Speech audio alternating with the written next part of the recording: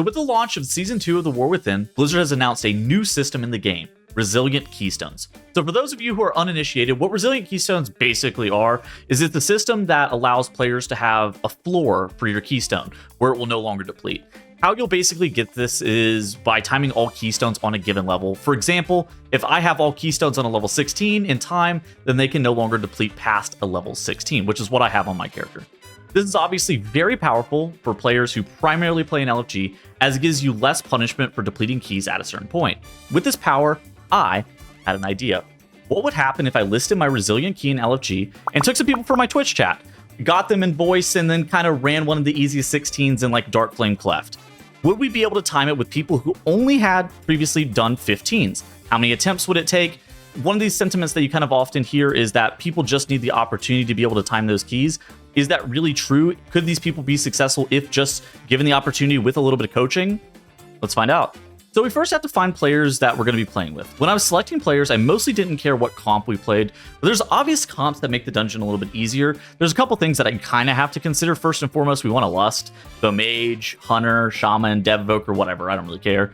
All of them are pretty reasonable. I'm not super picky here, so it's just kind of, most qualified candidate whenever I'm looking at those kind of things. Second room, in Blazicon room, silencing the ads is pretty nice, so something like a warrior or demon hunter are going to make things a lot easier. Of course, you can realistically play any tank for a 16, but it just makes it a little bit easier, so I think that I'm going to be looking to play with a warrior or demon hunter tank.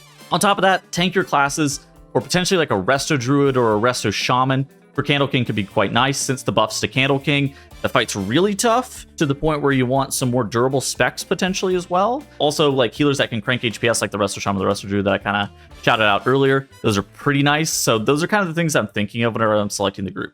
So I list the key in LFG, and pretty quickly you find a Demon Hunter tank and a Shaman. Neither of them have 16s timed, and they need the Dark Flame Cleft 16. So I'm like, you know what? These people look pretty qualified. They have a bunch of 15s. They have all of the 15s. And so I'm like, okay, these people are going to be the first two people that I'm inviting to the group. I also pretty quickly find a Disc Priest and a Ret Paladin to round out our comp. I'm like, okay, this is pretty good. We got a Barrier. We got Sacrifice. We got some pretty good utility. We also have Darkness. This should be a pretty good comp. It's not super popular, but Ret Paladin and Enhancement Shaman I think are both fine. You have a lot of really solid raid buffs as well. It's not popular comp at the top of the ladder. But I think that there's a lot of good specs that are pretty underplayed this season, so I think it's like fine. However, the Disc Priest and the Ret Paladin wouldn't join voice. Wow, surprise. I have it listed in my LFG listing. Join voice. I don't know why they thought they could get around joining voice, but I kicked them and we're back to LFG and advertising it on stream. I really don't want this to be kind of like the average LFG no voice experience. I kind of want people to be able to like get something out of this whenever we're in voice, kind of teaching people how to do these 16s. Since for a lot of these people in this group, it is going to be their first 16. So I think that I want to be there to be able to help them get their first 16s. So pretty quickly, we filled the last two slots again. We have a pretty geared marksmanship hunter. Marksmanship actually can crank a lot of damage if given the right opportunities and the right comp, and a Resto Druid from chat. I'm going to level with you guys. Resto Druid, MM Hunter, Enhancement Shaman, Moonkin, probably not a great comp. Our comp kind of sucks. Damage-wise, it's like fine. I don't really think that the issue is damage with our composition, but I definitely didn't do our healer any favors with the absence of group externals. There's no like DK. Where's Mage? I don't know. So we're just going to be kind of raw dogging the Candle King, recently buffed, by the way. So we start by talking over the route a little bit. Darkflame Cleft is mostly on rails. There's like a couple of differences in terms of routes that you can do. I don't really have too much input on the route immediately. I'm kind of like okay with what the tank links. I think there's some small things that we can do to improve the route, but I'll start bringing those up if it's necessary. Darkflame tends to have a decently lenient timer to the point where it got nerfed by 2 minutes earlier on in the season, but I think there's a chance that we could one-shot the dungeon. So I'm kind of like a vibes guy. I'm just going to kind of sit there and kind of feel things out. And if some things feel wrong about the route, especially if we start wiping or have to use the resilience on the key, then we can start bringing those up in the future. So the first run starts, and I can't exactly explain why, but the entire first area just feels like we're kind of on a knife's edge and really close to death. I think it just feels super out of control in ways that are uncomfortable in dungeons.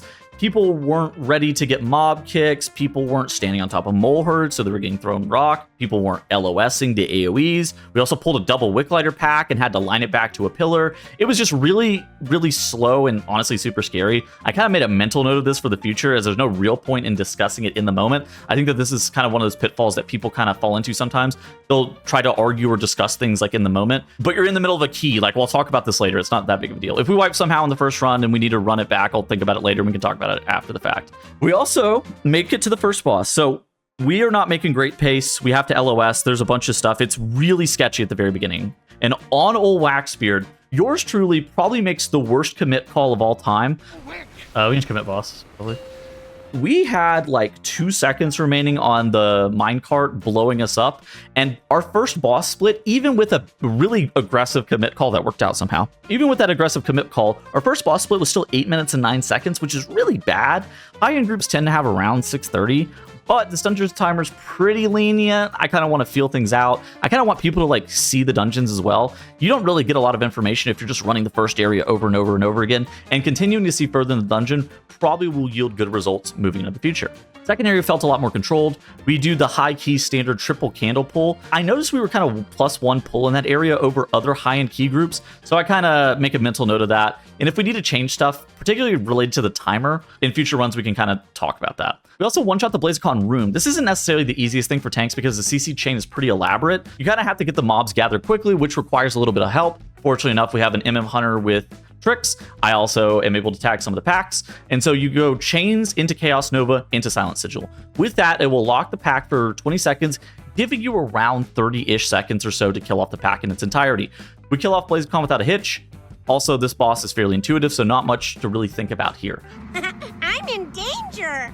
I'm an idiot, actually, and get myself killed on Blazecon because I'm too used to being babied by Oracle Disc, and I get bear form more, but this is good practice. Like, you know, sometimes you just die to being an idiot. You're used to getting a shield on you. Sometimes you don't get a shield because you're playing with a Resto Druid. This is new for me. Now, we make it to the Candle King, and we start playing up against the wall. With the buffs, I think this is going to end up being required, and so we really want to use the terrain to keep the candles as stacked as possible. We discussed this like while we're walking into the room as we're doing the skip, but I don't think it's exactly clear to the entirety of the group just how aggressive we want to be on the wall and how much damage it's going to save us. Strategy-wise, you really want to move back and forth across the wall. And it's like, ideally, you want to pickaxe in front of your group, not where you were coming from. That way, you can get those statues killed off really easily, and then you can send your ranged DPS, ideally not your healer, to the back section to kind of clear out some of those whack statues that you have in the back. Obviously, as well, we also want to stack an F-Flow and be as diligent about standing in this F-Fluorescence as much as possible since we are playing with the Resto Druid. Resto Druid HPS-wise is fairly comfy on this fight, even though it is relatively overtuned. That's our only saving grace on this boss. So absolutely none of this happens. Our healer dies on a ramp 55 seconds into the boss. We recover, but we never really recover from this. There's also some mishaps in positioning.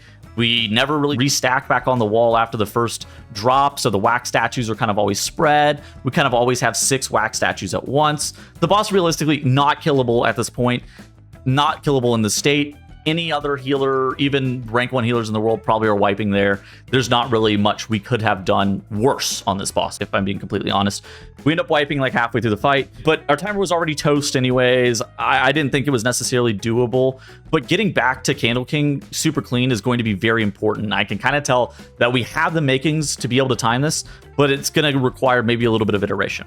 All right, so Go Again has been called. We really don't change the route. I just kind of assigned a different couple of interrupt setups. After you cage that mob and pull that other Wick Lighter, you don't even need to kick. Shaman can get the first kick. We're going to be stacking on top of the Mole Herd since we don't really have a DK. I felt like the Mole Herd was just like owning people earlier. I kind of expect this first area to go a little bit better with people having seen the route. It doesn't. The double Wick Lighter pull we kind of did the first time got us good the second time. Basically, I don't think that pull is particularly great. I don't think we want that Wick Lighter pack. I think we want this Mole Herd pack left. I'm also wondering, is this time effective? Is this kind of the reason that we had such a large timer issue at the beginning? Again, an 8-minute first boss split is not really winnable. These huge issues that we had at the beginning were major issues. We do end up having a partial wipe to the second pull of the dungeon. This caused us to go out and reset again. At this point, I know that a change has to be made with our route in the beginning, and we kind of start talking through some of the potential changes that we can see. I think we can take that Wick Lighter into double Overseer insta. The one that we've been leaving behind. Yeah, just take it insta. 2 Overseers, same time is pretty healable. So we need to make a change to the sequencing and the pulls that we're going to be doing. Instead, we're going to be pulling like a left side pack like you saw. And so these were the changes that we needed for sure. With this change, we ended up being 1:15 under on our old Waxbeard split on the next run. So we are actually dominating the first area. Everything is going a lot cleaner. We're no longer having any deaths. We no longer have sketchy commit calls on the boss. And so it's like, oh, okay, with just slight deviations and slight changes to our routes, we can coach these people into being 1:15 seconds faster on the first boss split. Oh, wow. Okay, that's a huge time gain. We do end up really messing up the Blazecon room, though. right, same thing as before with the chains and the Nova.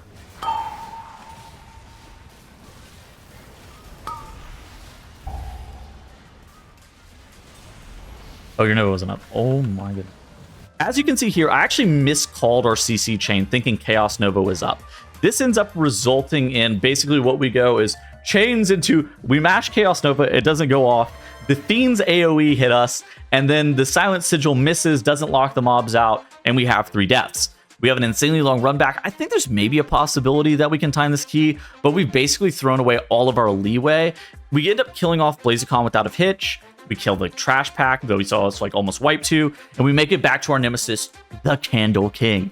So round 2 versus the Candle King is significantly less hectic than round 1. It's pretty clear that people are getting a little bit more comfortable with the key level and the damage intake. Using their personals better is just going to kind of come with time. People know that, okay, now I need to be bark skinning every single time I get the circle. Oh, I need to make sure that if I want to go and press turtle inside of a puddle, that's the appropriate time, but then I can't do that again in the future. We're also a little bit more diligent about getting our enhancement shaman season wins DR from interrupting the boss. Our hunter actually ends up dying twice, even still, towards the bottom 50% of the fight. I think the first time was just getting owned by the heal absorb and being pretty low HP with 1 wax statue still up. The second death, very unfortunate. He ends up getting stunned inside the wax puddle. We end up 4-manning the remaining, I would say 20% of the boss. We end up downing the raid boss, and then we make it back to the minecart section with 9 minutes remaining. So it's doable, but it's going to be tight. For us to be able to do this, we're going to have a really good minecart section. Probably like 2 pulling this area, maybe like a really long chain. I'm kind of interested in seeing how our tank is going to be looking to pull this. As a tip, the cart can actually keep moving while it's above 90 energy. So if it's stationary, it won't start moving. But if it's fed the light right as it's going to be like entering combat with some of the mobs, and again, it's above that 90 energy, it can continue to move. This will help you continue to push the cart past mobs like the Skittering Darkness or the horror mobs. So the first pull in the minecart section was great. I'm thinking, okay, there's a chance that we can 2-pull this area. The second pull, my hopes are dashed very, very quickly as we have a full wipe to Threat, of all things. Threat, like in this patch, Threat killing you off? Who could have possibly predicted this? Realistically, I kind of think it's just due to it being everybody's first time in this area, but we are resilient, and we go again. Stats of determination, resilience in our veins. Nobody beats Archdruid TTV titles 4 times in a row. And the beginning starts out and everything is much faster. The first pull, our DPS are blasting, our healers keeping us topped through all these Overseer AoEs, the interrupts are all hit perfectly, the Ursul's Vortex grabs the mobs, Mulher damage all-time low on us. We are doing it, and I can tell that my teammates have learned immensely. Waxbeard, we dominate him with a split of 6 minutes and 35 seconds, which is by far our best split. Even the minecart commit that you saw earlier that was super sketchy, that was way less sketchy now. Everything is much faster. This is great. Moving forward, we easily dominate the triple Wandering Candlepull, deathless through more challenging heal checks in this area. We don't even need to LOS. Our healers just ramping through this, and we are totally fine. The first huge mistake happens. Our Silent Sigil, of all things, has been used on the pull before the Blazicon room. How could this happen? I selected this Demon Hunter for the Silent Sigil. Why even bring a Vengeance Demon Hunter if he doesn't have Silent Sigil? Is the Blazicon room doable without it? These questions, they're running through my teammates' heads as we walk into the room. Honestly, probably not a big deal.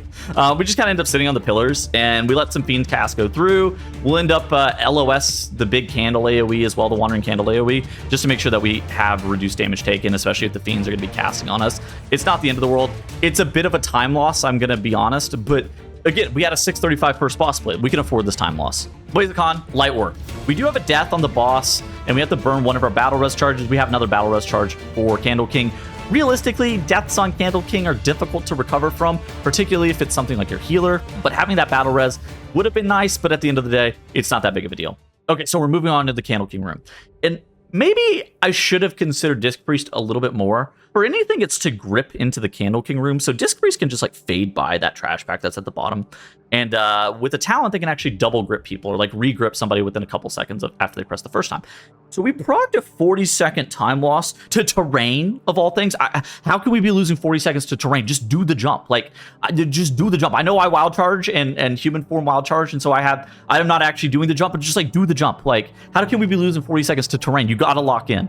And it's a bad time. The Hate Watchers, they've assembled in my chat. They're spinning 1, which means that the Hate Watchers are there. They're preying on our downfall here. But Bloodlust is popping. We are crushing this boss. My healer mutters the words that you never want to hear, though.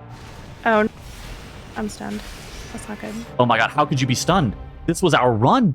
I'm spiraling. How could this have happened? Is it just not meant to be? Can Twitch chat not really time this key? No. The hate watchers cannot win. We must prevail. We got to stand in this F-flow, and with the residual healing from the efflorescence, the Resto Druid's able to get us top back up. The Resto Druid actually doesn't even fall that far behind, even though they ate a stun. Maybe Hots are OP. You never really know.